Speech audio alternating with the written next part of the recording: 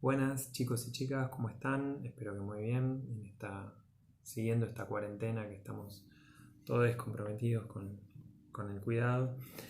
En esta segunda clase virtual, tercera clase en total, vamos a ir abordando un nuevo tema, digamos. Nosotros arrancamos con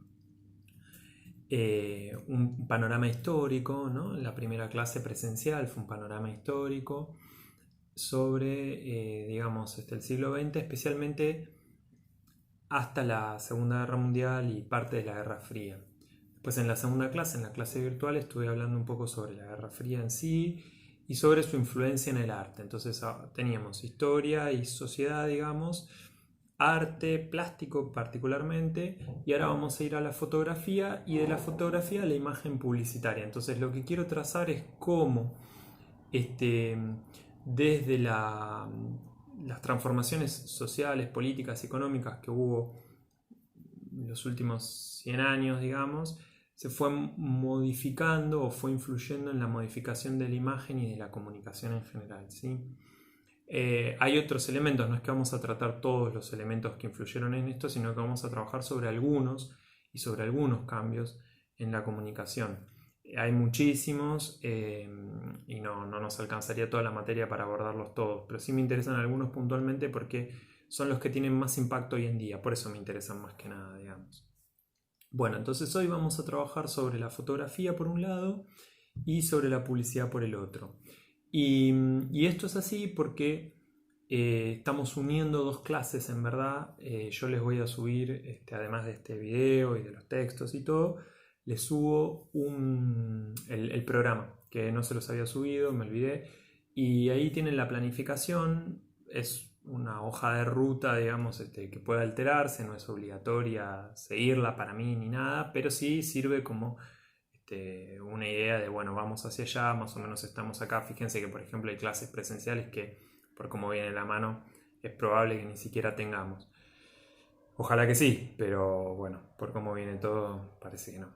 Entonces les decía que en esta clase vamos a unir dos clases, digamos, la que se correspondería a la 3 y la que correspondería a la 4, y voy a hacer una sola tarea que unifique las dos tareas. Igual eran tareas muy cortitas, como les había dicho, así que no se preocupen, digamos, lo resuelven en un rato entre ustedes en grupo, digamos, en un grupo de WhatsApp o algo, lo arreglan bastante fácil.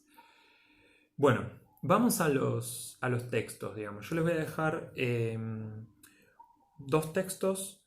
Uno que se llama La fotografía como arte contemporáneo. Es un texto en inglés y vamos a trabajar sobre el capítulo 5. Nuevamente, no es obligatorio, yo les dejo un PowerPoint donde resumo los puntos principales de ese capítulo. Solo me interesan dos o tres cosas, pero les dejo el libro entero por si alguien sabe inglés y le interesan leerlo. Vamos a ir viendo otros capítulos después que nos sirven, porque digamos este libro lo que hace es trabaja sobre la idea de la fotografía justamente como, y el fotógrafo como arte y como artista contemporáneos, ¿no? Digamos, es decir, a partir de los años 70 más o menos que ya empieza un reconocimiento de la fotografía como arte más importante que antes. Digamos que ustedes saben que, bueno, estaba sobre todo eh, anclada la fotografía, digamos, en el registro histórico, ¿no?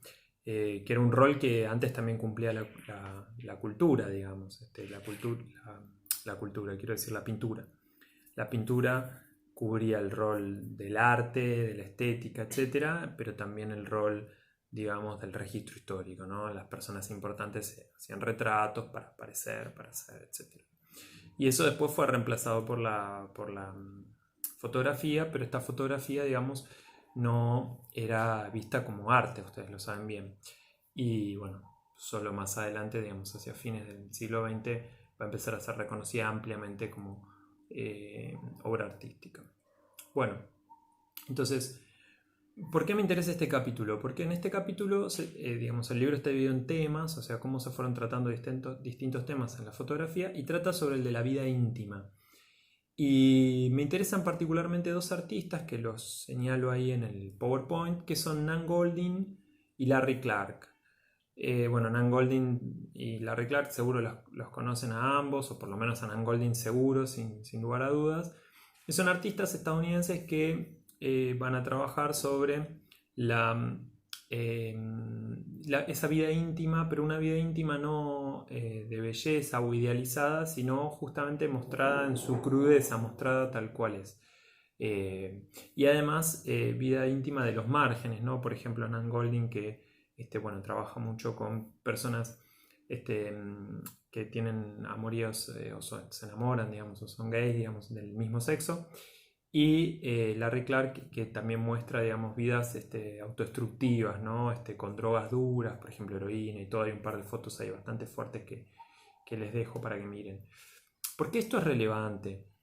Esa sería la pregunta. Es relevante porque este elemento va a ser uno de los elementos que van a impulsar una estética que va finalmente a tener una incidencia muy fuerte en la publicidad.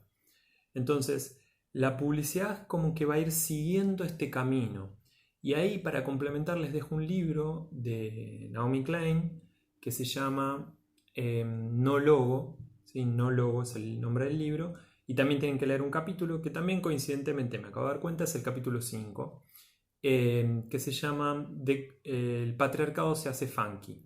¿Sí? Y está ambientado en el mismo periodo, es decir, en los años 80.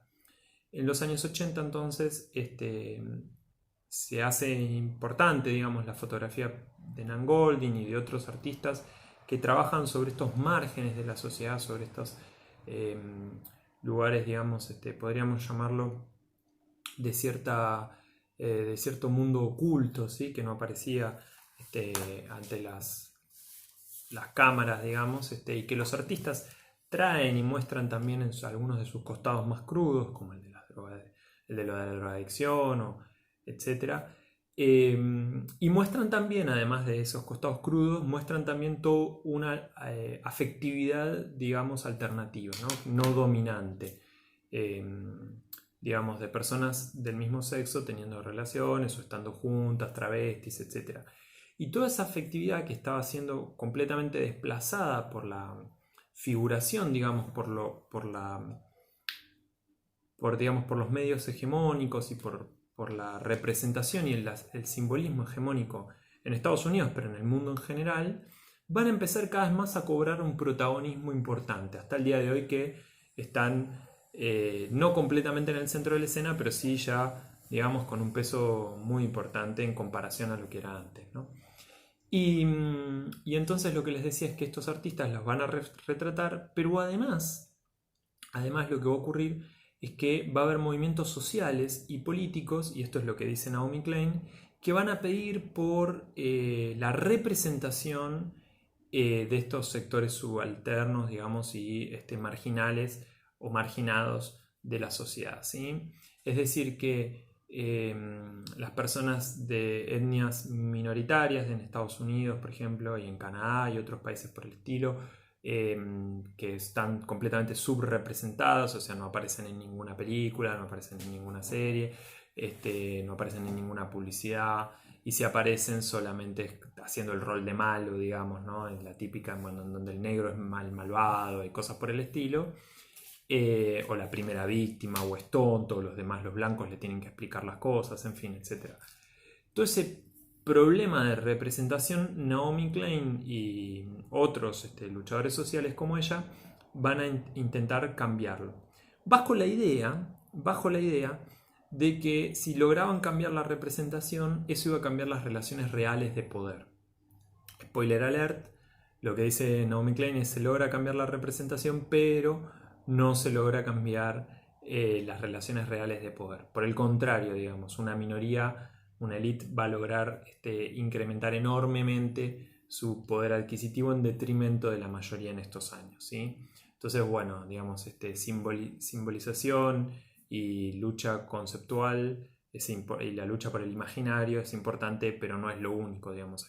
Tiene que estar acompañada por una lucha sobre lo material, ¿no? Sobre lo real. Entonces casi que ahí Naomi Klein al final del capítulo vuelve un poco, digamos, al marxismo casi, ¿no? Diciendo, bueno, nosotros al final dejamos de lado un poco las diferencias en los ingresos, las diferencias económicas y de poder, que pensando ingenuamente, digamos, que por el solo hecho de ser representados y bien representados, con corrección política, digamos, las personas homosexuales o las personas travestis o las personas de una minoría étnica, ¿no? Como negros o hispanos en Estados Unidos, perdón, etcétera, con eso iba a alcanzar, ¿no? Y no fue así. Bien, un par de cosas más entonces para ir cerrando el video sobre el texto de Naomi Klein. ¿Qué es lo que plantea Naomi Klein entonces? Que es que lo que pasa es que para principios, o sea, todas estas luchas en los 80, ¿sí?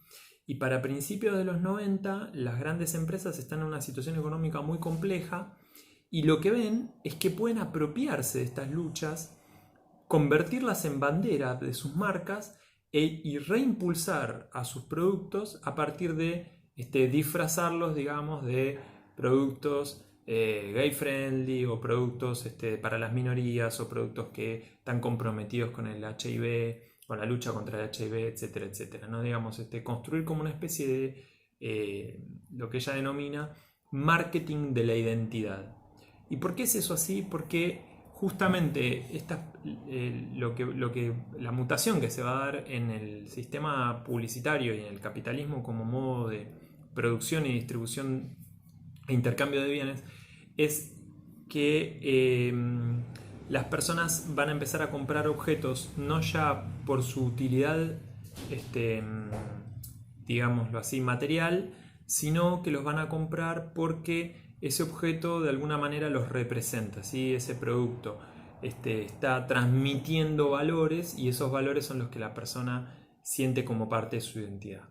Entonces este marketing va a estar orientado a que las personas se sientan identificadas con el objeto y con el producto y a partir de ese objeto y de ese producto que lo incorporen a su vida, digamos, y que piensen que esos valores son los que los representan.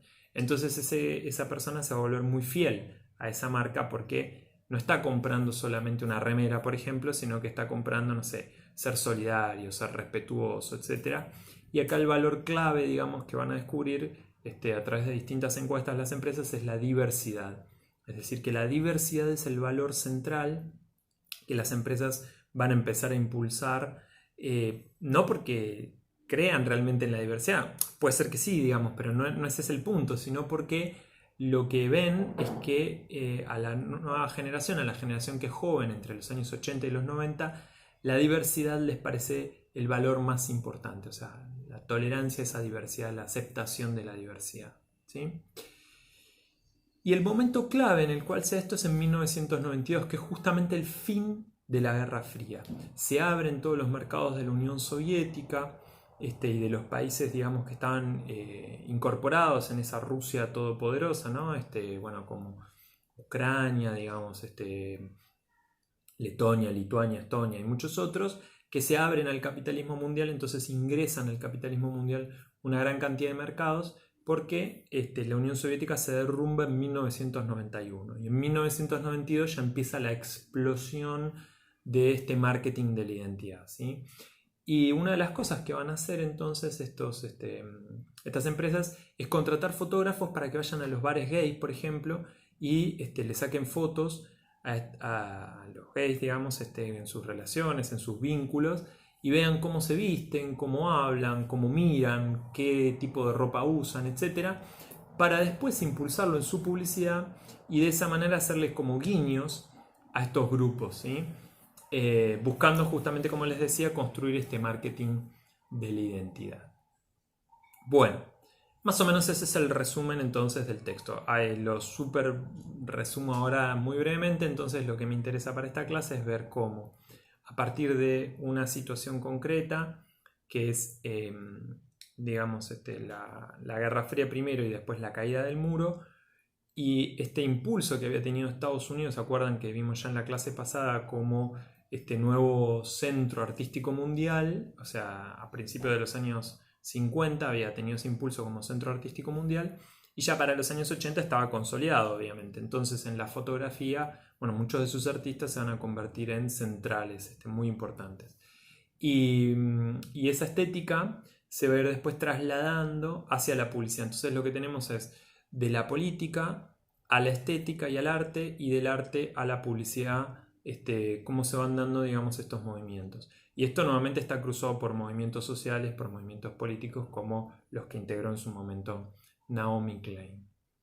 Bueno, entonces, les voy a dejar una tarea que tiene que ver con reflexionar sobre una posible campaña, digamos, que se daría hoy en la Argentina, siguiendo un poco estos lineamientos como si quisieran hacer una campaña para una empresa de las que Naomi Klein denuncia en su libro, ¿no? Digamos, cómo sería una campaña hoy que incorpore valores de algún movimiento social o de alguna temática que esté presente, como el coronavirus, por ejemplo, ¿no? Y cómo una empresa, digamos, pensar una campaña para que una empresa se meta en ese modelo, ¿no? Y trate de construir desde la identidad esa venta y desde los valores, digamos, y no desde el convencimiento del producto en sí, digamos, no decir, bueno, este producto es mejor que los otros, sino pensarlo así desde el compromiso, ¿no? Digamos, valorativo. Y después la clase que viene vamos a trabajar sobre los tipos de señales que hay que mandar y bueno, cuáles serían buenas señales, cuáles no, los colores y ese tipo de cosas. Bueno, chicas y chicos, espero que estén bien y vamos cerrando la clase. Y después en estos días vamos a ver si hacemos también una clase, digamos, de Zoom o algo por el estilo para responder preguntas que tengan, cosas así se hace un poco más dinámico también. Bueno, espero que estén muy bien. Un saludo grande. Chau, chau.